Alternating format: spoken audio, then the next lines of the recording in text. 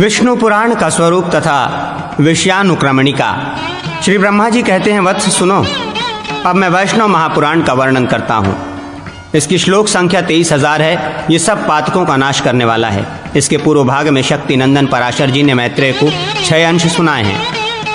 उनमें से प्रथम अंश में इस पुराण की अवतरणिका दी गई है। आदि कारण, सर्ग, देवता आदि की उत्पत्ति, समुद्र मंथन की कथा, दक्ष आदि के वंश का वर्णन, ध्रुव तथा पृथु के चरित्र, प्राचेतस्का का उपाख्यान, प्रहलाद की कथा और ब्रह्मा जी के द्वारा देव, तिर्यक, मनुष्य आदि वर्गों के प्रधान व्यक्तियों को पृथक पृथक राज्याधिकार दिए जाने का वर्णन, इन सब विषयों को प्रथम अंश कहा गया है।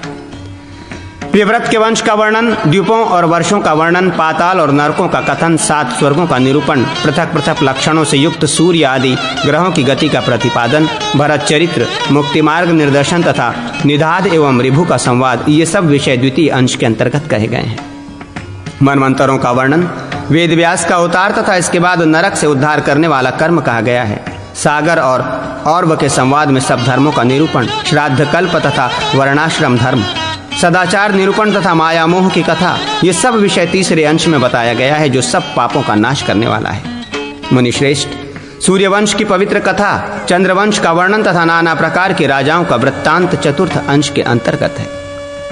श्री कृष्ण अवतार विषयक प्रश्न, गोकुल की कथा, बाल्यावस्था में श्री कृष्ण द्वारा पूतना आदि का वध, कुमारावस्था में अगासुर आदि की हिंसा, किशोरावस्था में उनके द्वारा कंस का वध, मथुरापुरी की लीला, तदनंतर युवावस्था में द्वारका की लीलाएं, समस्त दैत्यों का वध, भगवान के पृथक पृथक विवाह, द्वारका में रहकर योगेश्वरों के भी ईश्वर जगन्नाथ श्री कृष्ण द्वारा शत्रुओं के वध आदि के साथ साथ पृथ्वी का भार उतारा जाना तथा अष्टावक्र जी का उपाख्यान, ये सब बातें 5वें अंश के अंतर्गत है।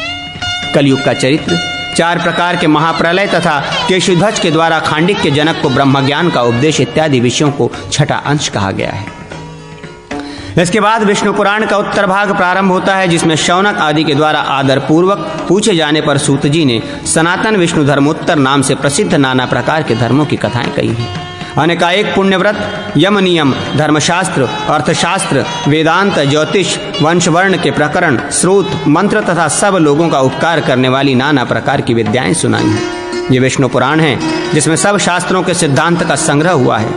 इसमें वेद व्यास जी ने वाराह कल्प का वृत्तांत कहा है, जो मनुष्य भक्ति और आदर के साथ विष्णु पुराण को पढ़ते और सुनते हैं, वे दोनों यहाँ मनोवांछित भोग कर विष्णु लोक में चले जाते हैं। जो इस पुराण को लिखवाकर या स्वयं लिखकर आषाढ़ की पूर्णिमा को धृतमयी धेनु के साथ पुराणार्थ वेदता विष्णु भक्त ब्राह्मण को दान करता है, वो सूर्य के समान तेजस्वी विमान द्वारा वैकुंठ धाम में जाता है।